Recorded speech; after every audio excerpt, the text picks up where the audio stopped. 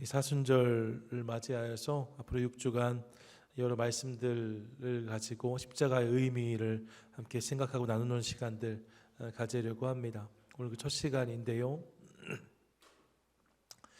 영국의 기독교 사학자로 알려져 있는 앤드류 월스 박사가 전한 통찰력 있는 이야기가 있어서 좀 나누고 싶습니다. 제 이야기 들으면서 그렇구나 이런 생각했는데요. 여러분, 물론 우리가 종교 중 하나다 이렇게 말하고 싶진 않은데 일반적인 세상에서 말할 때 말입니다.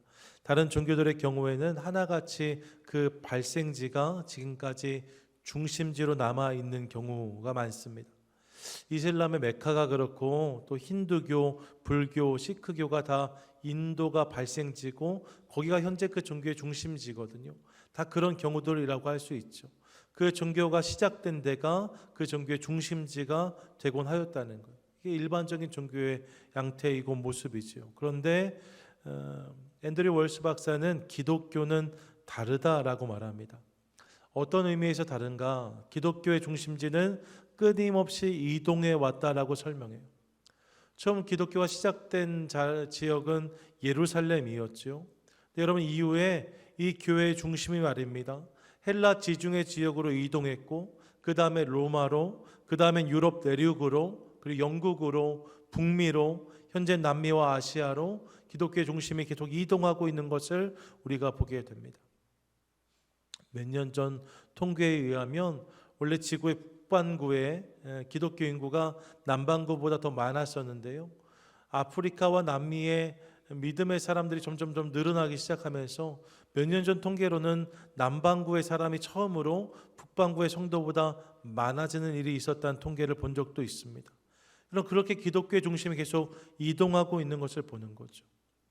일반적으로는 종교가 시작된 그 지역이 그 종교의 중심이 되곤 하는데 기독교는 그렇지 않고 이 기독교의 중심지가 계속 옮겨가고 있다는 거예요. 이해가 되시죠? 왜 이런 일이 벌어질까? 이게 이제 질문인 겁니다. 기독교는 왜 계속해서 그 중심이 옮겨가는 것일까? 이 질문에 대해서 앤드류 월스 박사는 이렇게 답을 해요. 기독교의 중심에는 내려놓음과 낮아짐이 있기 때문이다. 무슨 말이냐면 복음의 중심에 십자가가 있고 그 십자가의 의미 중 하나가 내려놓음과 낮아짐이라는 거죠. 그런 맥락에서 기독교의 중심이 되면 그곳으로 자연스럽게 권력과 부가 모일 수밖에 없는데 그렇게 권력과 부가 모이기 시작하면 어느 순간이 되면 기독교의 본질이 약해질 수밖에 없다는 거죠. 그러면 기독교는 다시 그렇지 않은 곳을 향해서 그 중심이 이동해 간다는 거예요. 기독교는 점점 모으고 쌓고 힘을 축적하는 데 그 본질과 목적이 있지 않기 때문에 기독교의 중심이 되면 힘과 권력과 부가 모일 수밖에 없는데 모든 종교의 중심이 그러니까 말입니다. 그런데 기독교는 본질적으로 낮아짐과 내려놓음을 추구하기 때문에 어느 순간 그렇게 해서 본질이 흐려지면 그렇지 않은 곳을 향해서 낮은 곳을 향해서 그 중심이 이동해 간다는 거죠. 참 의미 있는 통찰이다 생각을 해보았어요. 동의가 되죠. 여러분, 교회가 깨어있지 못해서 어느 순간 그 교회됨을 잃어버리기 시작할 때 교회는 그렇지 않은 곳을 향해서 더 낮고 더 겸손한 곳을 향해서 그 중심이 이동해 간다는 거예요. 기독교가 붙잡아야 되는 본질이 내려놓음과 낮아짐임을 생각하게 됩니다. 그런 맥락에서 오늘 본문에서도 이를 우리가 확인할 수 있어요. 본문에서 우리는 예수님께 묻는 한 사람을 오늘 만납니다. 여러분, 이 사람을 말입니다. 어느 성경은 청년이라고 말하고 또 어떤 본문에서는 부자라고도 묘사했기 때문에 흔히 우리가 이를 부자 청년이라고 부릅니다. 부자 청년이 예수님께 나와 무릎을 꿇고 물었다 본문이 말씀하고 있어요. 그가 무엇을 묻는가? 무엇을 묻습니까? 영생을 묻고 있습니다. 어떻게 하여야 내가 영생을 얻으리까 묻고 있어요. 여러분, 이 질문이 말입니다. 단순한 호기심의 결과가 아님을 기억하고 싶습니다. 그냥 길을 가다가 예수님을 우연히 만나서 그냥 이게 좀 궁금해서 물어본 그런 질문이 아니었다는 거예요. 단순한 호기심 때문에 영생을 어떻게 얻지? 이렇게 물어본 게 아니었다는 거죠. 왜요? 여러분, 그는 나름 진지한 삶을 살아왔기 때문입니다. 그가 진지한 영적인 구도자였다는 거죠. 이어지는 본문에서 우리가 그 내용을 확인할 수 있어요. 예수님이 그에게 몇 가지 계명들을 말씀하시잖아요.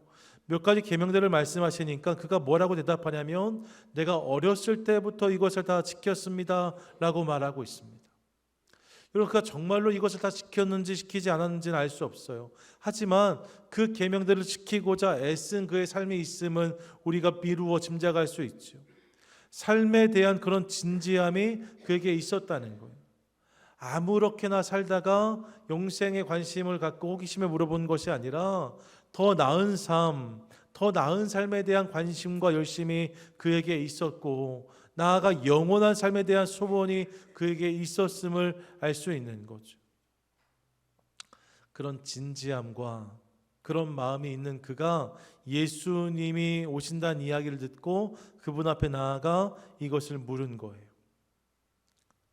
예수님도 그런 이 부자 청년을 기특히 여기셨던 것 같습니다. 그래서 성경을 보시면 예수님이 그를 사랑하셔서 그에게 결정적인 도전을 하고 계신 것을 우리가 확인하게 됩니다. 이게 본문 21절인데 21절 말씀 우리 함께 읽도록 하겠습니다. 함께 읽습니다. 예수께서 그를 보시고 사랑하사 이르시되 내게 아직도 한 가지 부족한 것이 있으니 가서 내게 있는 것을 다 팔아 가난한 자들에게 주라. 그리하면 하늘에서 보화가 내게 있으리라. 그리고 와서 나를 따르라 하시니 아멘. 무엇입니까? 여러분, 진지하게 영생에 대해서 묻고 있는 이 청년을 향해서 예수님이 그를 위한 답을 알려주세요. 그 목마름과 간절함이 있다면 이제 너는 가서 너의 재물을 팔아 어려운 이들에게 가난한 자들에게 이것을 다 나누어 주고 와서 나를 따르라 라고 말씀하십니다. 그러면 하늘의 보화 내가 찾는 답을 얻게 될 것이다 라고 말씀하신 거죠. 여러분, 사랑하셔서 주신 답이랍니다. 그러니까 이 답이 그 청년, 부자 청년을 위한 정답이었음을 알 수 있어요. 주님이 진심으로 그에게 그런 답을 주시고 그를 당신의 따르는 삶으로 초대하신 거죠. 여러분, 드디어 이 청년에게 답이 주어졌습니다. 더 나은 삶, 나아가 영원한 삶을 향한 고민이 있던 그가 드디어 답을 만나게 되었습니다. 그러면 이제 그 답을 향해서 나아가면 될 것 같아요. 드디어 답을 받았으니까 예 주님 내가 그 삶을 살겠습니다 하면 될 것 같습니다. 그런데 말입니다. 그 순간 이 부자 청년이 거기서 멈추는 것을 봅니다. 머뭇거려요. 그리고 이어지는 본문을 보시면 그의 반응이 이런 것이었다라고 성경은 말씀하는데 22절 말씀 우리 함께 읽도록 하겠습니다. 함께 읽습니다. 그 사람은 재물이 많은 고로 이 말씀으로 인하여 슬픈 기색을 띠고 근심하며 가니라. 아멘. 뭐라고 말씀해요? 답을 분명히 찾았습니다. 답을 찾았는데 그가 그 답 때문에 기쁘고 즐거워서 돌아간 것이 아니라 성경이 뭐라고 말씀하는가? 슬픈 기색을 띠고 근심하며 돌아갔다라고 말씀하고 있습니다. 여러분, 여기서 근심하며란 단어의 본래 의미는 고통스러워하다, 비탄에 잠기다라는 의미예요. 예수님이 답을 주셨는데 그 답을 받아들고는 그가 슬퍼졌다는 거죠.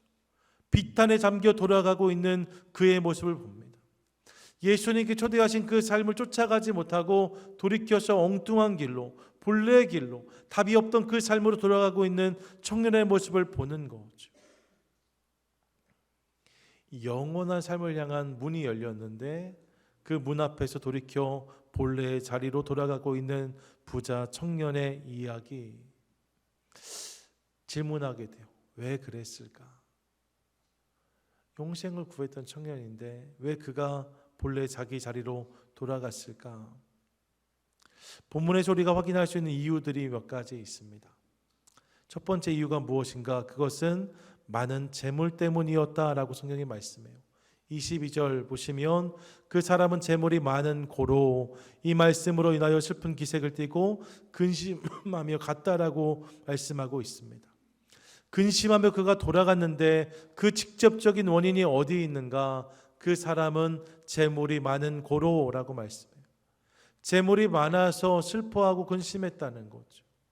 그리고 이어지는 본문이 뒤에 본문을 보시면 예수님이 낙타가 바늘기로 들어가는 것보다 부자가 하나님 나라에 들어가는 것이 더 어렵다는 말씀하심으로 직접적으로 재물을 많이 가진 사람이 주님을 따르는 것이 어렵다는 사실을 밝혀주십니다. 많은 재물이 그가 예수님을 따르지 못하게 한 이유였다는 거예요. 그런데 말입니다. 이렇게 생각해 보면 많은 재물 그 자체가 문제인 것처럼 느낄 수 있지만 사실 조금 더 생각해 보면 많은 재물 그 자체는 문제가 아니라는 사실을 우리가 알 수 있습니다. 왜냐하면요, 재물이 많아도 기꺼이 주님을 쫓았던 이들이 있기 때문입니다. 예수님께 자신의 무덤을 내어드렸던 아리마대 사람 요셉을 우리가 기억합니다. 바울의 사역을 적극적으로 지원했던 자주 옷감 장사 루디아도 기억합니다. 이들은 하나같이 재물이 많은 사람들이었습니다. 하지만 여러분, 그들은 그 재물로 말미암아 주님 따르는 삶을 방해받지 않습니다. 오히려 자신에게 주어진 재물들을 가지고 주님을 더 섬기고 따르는 삶을 실천하는 것을 보게 되는 거죠. 많은 재물 그 자체가 사실 장애물은 아니라는 거예요. 오히려 여러분 반대로 보시면 적은 재물임에도 불구하고 그것 때문에 주님을 따르지 못했던 자들이 있었음을 기억하게 됩니다. 적은 재물에 욕심을 내었던 엘리사의 사관 게하시가 있어요. 팥죽 한 그릇에 하나님의 축복을 팔아넘겼던 에서와 같은 사람들이 있습니다. 이들이 욕심낸 것은 큰 재물이 아니었습니다. 적은 재물, 그런데 거기에 마음을 빼앗김으로 충성스러운 사명의 삶을 이탈한 그들의 모습을 보게 되는 거죠. 그런 그들의 모습을 보면서 본문이 지적하는 것이 결국 단순히 재물 그 자체라기보다 그 재물을 하나님보다 더 사랑하는 마음이란 사실을 우리가 깨닫게 됩니다. 본문이 이 청년이 많은 재물 때문에라고 말하고 있는데 실상 정말 중요한 본문이 주목하는 바는 그 많은 재물을 주님이 보여주신 길보다 더 사랑했다는 거예요. 그런 모습과 마음으로 말미암아 주님께 초대하신 그 길을 따르지 못했다라고 본문이 말씀하고 있는 거죠. 여러분, 하나님보다 무언가를 더 사랑하면, 하나님 아닌 다른 것을 더 우선 삼으면 그런 자의 삶은 주님을 따르기가 어렵습니다. 자기 왕위에 대한 욕심 때문에 이 땅의 왕으로 오신 아기 예수를 경배하지 못하고 오히려 그를 죽이려고 했던 헤롯의 모습의 이를 증거합니다. 세상을 더 사랑하여서 복음을 위한 삶의 여정을 버리고 데살로니가로 갔던 데마의 모습이 또한 이를 증명합니다. 여러분, 주님보다 무언가를 더 사랑하고 더 우선하면 그것이 장애가 되고 걸림이 되어서 주님을 온전히 따르는 삶을 살아낼 수 없게 합니다. 청년의 모습이 이를 보여주는 거죠. 여러분, 이 부자 청년이 이런 말씀도 지키고 저런 말씀도 지켰답니다. 그런 것처럼 살아가고 있었어요. 하지만 그럼에도 불구하고 그의 마음 가운데는 주님보다 더 사랑하는 무엇이 있었던 거죠. 주님보다 더 중요한 무엇인가가 있었다는 것. 이로 말미암아 주님을 온전히 따르지 못하는 청년의 모습을 봅니다. 주님보다 무언가를 더 사랑하며 주님보다 무언가를 더 우선하면 여러분, 주님을 온전히 따라갈 수 없어요. 누가복음 16장 13절 말씀을 기억합니다. 같이 한번 읽겠습니다. 시작. 집 하인이 두 주인을 섬길 수 없나니 혹 이를 미워하고 저를 사랑하거나 혹 이를 중히 여기고 저를 경히 여길 것임이니라. 너희는 하나님과 재물을 겸하여 섬길 수 없느니라. 아멘. 그리고 예수님은 한 사람이 두 주인을 섬길 수 없다라고 분명히 말씀하십니다. 아둔한 우리는 그럴 수 있다고 생각해요. 내가 이것도 사랑하고 저것도 사랑할 수 있다. 이것도 섬기고 저것도 섬길 수 있다라고 생각합니다. 하지만 주님은 분명히 말씀하십니다. 이 땅의 모든 인생은 두 주인을 동시에 섬길 수 없다. 그러면서 하나님과 재물을 겸하여 섬길 수 없다라고 말씀하세요. 하나님을 위해서 재물을 사용하는 인생을 살아가든지 아니면 재물을 위해서 하나님을 이용하는 인생을 살아가는 것이지 이 두 가지를 동시에 붙잡고 갈 수는 없다는 거예요. 여러분, 주님이 원하시는 삶은 하나님도 섬기고 재물도 섬기는 삶이 아닌 것을 깨닫습니다. 주님만 섬기는 삶, 그 삶으로 주님이 우리를 부르시고 초대하시는 거예요. 그러므로 사랑하는 여러분, 우리의 삶 가운데 그 무엇보다, 그 누구보다 주님을 사랑하는 모습이 있게 되기를 간절히 소망합니다. 아멘. 여러분, 그분을 사랑하셔야 돼요. 그분이 내 삶의 우선이 되어야 돼요. 그분을 향한 사랑이 점점 더 커져야 됩니다. 그래야 주님을 온전히 따라갈 수 있습니다. 사순절을 시작했는데 여러분, 이 시간 속에 올해 특별히 우리 이것을 함께 좀 묵상하고 훈련하면 좋겠다는 생각을 해보았습니다. 어떤 거요? 여러분, 내 안에 나도 모르게 주님보다 더 사랑하는 무엇인가가 있다면, 주님보다 우선하고 있는 무언가가 있다면 올해 사순절 함께 보내면서 그것이 깨달아지는 은혜가 우리 삶에 있게 되기를 축복합니다. 아멘. 우리는 몰라요.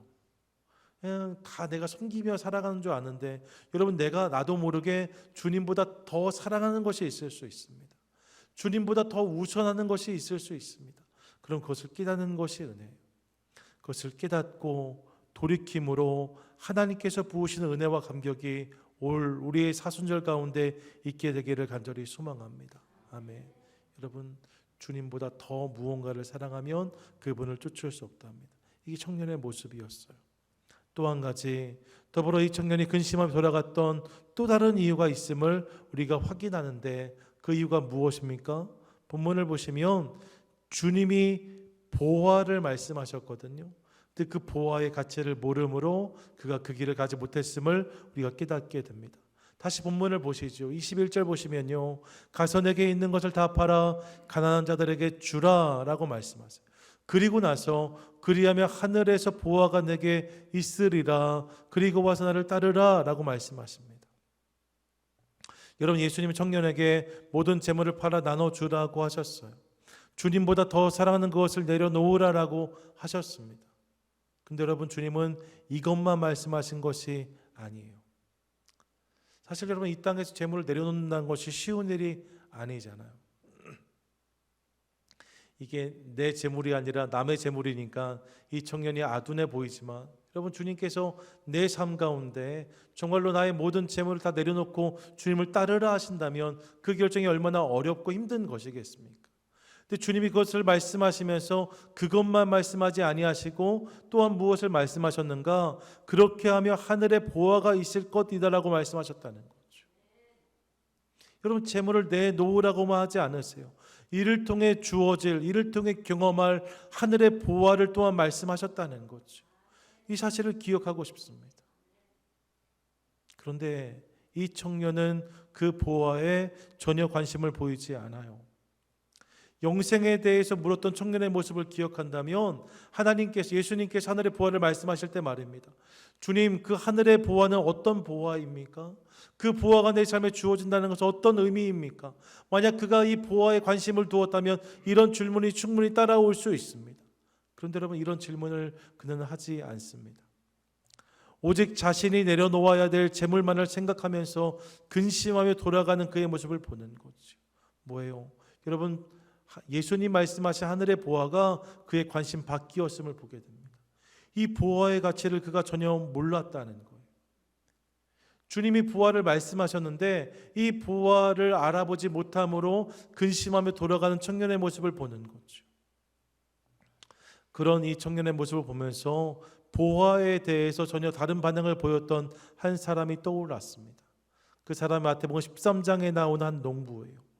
예수님이 그렇게 말씀하시죠. 마태복음 13장 44절인데 같이 한번 읽습니다. 시작. 천국은 마치 밭에 감추인 보화와 같으니 사람이 이를 발견한 후 숨겨두고 기뻐하며 돌아가서 자기의 소유를 다 팔아 그 밭을 사느니라. 아멘. 여러분, 오늘 본문에서도 한 사람이 등장합니다. 여러분, 그는 비탄에 잠기거나 근심하지 않았답니다. 기뻐하며 감격으로 돌아가서 망설임 없이 자기의 소유를 다 팔았다라고 성경이 말씀하고 있어요. 여러분, 그도 그의 소유가 다 없어졌거든요. 그런데 여러분, 이 일을 기꺼이 감당했다라고 본문이 말하고 있습니다. 어떻게 이럴 수 있었을까? 이유는 분명합니다. 본문 앞에 이렇게 말씀해요. 천국은 마치 밭에 감추인 보화와 같으니 사람이 이를 발견한 후라고 말합니다. 뭐예요? 밭에 감추인 보화를 그가 발견했기 때문이라는 거예요. 밭에 감추어진 보화를 발견하고 그 보화가 자기 모든 소유보다 더 낫다는 것을, 더 좋은 것임을 그가 알았기 때문에 그는 기쁨으로 돌아가 기꺼이 자신의 소유를 다 팔고 돌아와 그 밭을 샀다라고 본문이 말씀하고 있는 거죠. 본문을 통해서 보화의 가치를 아는 것이 중요하다는 사실을 깨닫습니다. 더 좋은 것, 더 나은 것, 더 영원한 것이 있다는 것을 아는 것이 중요한 거죠. 여러분, 이것을 우리가 알아야, 이것을 깨달아야 주님을 따라갈 수 있어요. 만약 그날 부자 청년이 예수님 말씀하신 하늘의 보화가 무엇인지를 알고 그 가치를 분명히 깨달았다면, 그것이 더 좋은 것임을 그가 인정했다면 그는 결코 근심하며 돌아가지 않았을 것 같습니다. 오히려 기뻐하며 돌아가 속히 그 해를 행했을지도 몰라요. 하지만 이 부자 청년은 주님이 말씀하신 보화의 가치를 깨닫지 못했습니다. 예수님께서 하늘의 보화를 말씀하셨음에도 불구하고 그 보화가 무엇인지를 느끼지 못했다는 거죠. 똑같이 보화에 대해서 알게 된 두 사람, 근데 이런 차이가 있었다라고 성경이 말씀해요. 한 걸음 더 나아가 보시죠. 왜 이런 차이가 생겼을까를 생각해 보고 싶습니다. 똑같이 보화에 대해서 알게 되었어요. 근데 여러분, 한 사람은 보화에 대해서 아무 관심이 없이 근심하며 돌아갔고, 한 사람은 이 보화를 위해 기뻐하며 돌아가 모든 것을 기꺼이 팔았다라고 말씀하고 있잖아요. 무엇이 이 차이를 만들어냈을까? 이 부분을 생각하다가 보화에 대해서 들은 자와 보화를 직접 경험한 자의 차이가 바로 이것이라는 사실을 깨닫습니다. 생각해 보시면 부자 청년은요, 보화에 대해서 들은 자였습니다. 하늘의 보화에 대해서 예수님 말씀하셨고 그 보화에 대해서 듣기만 한 자가 이 부자 청년이었습니다. 그는 듣기만 했어요. 하지만 이 보화를 경험한 적은 없는 거죠. 그래서 이 보화가 그의 삶에 어떤 동기나 능력이나 영향력이 되지 못하는 것을 확인하게 됩니다.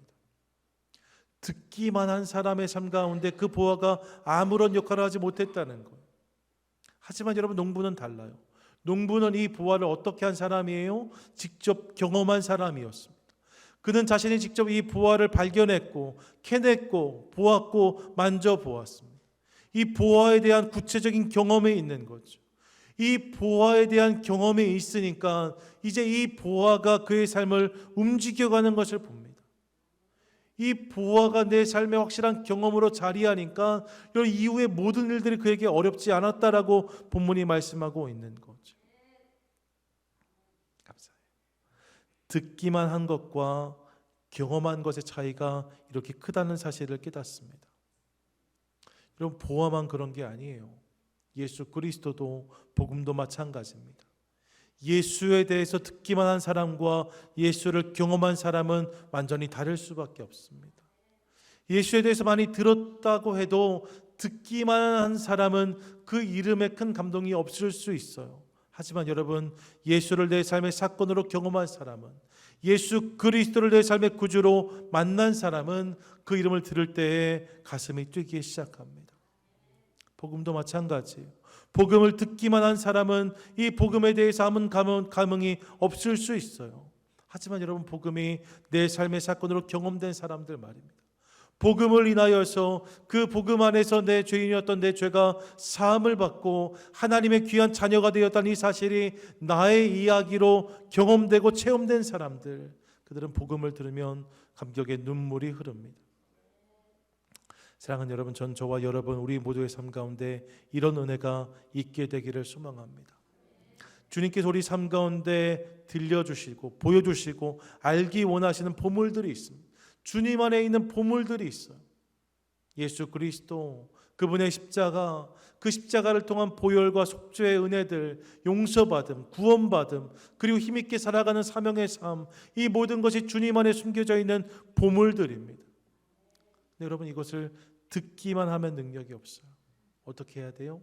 경험해야 돼요. 내 삶 가운데 이 모든 일들이 내 삶의 이야기로 화하기 시작할 때 이 주님 안에 있는 보물들이 내 삶 가운데 능력이 되고 힘이 되게 될 줄로 믿습니다.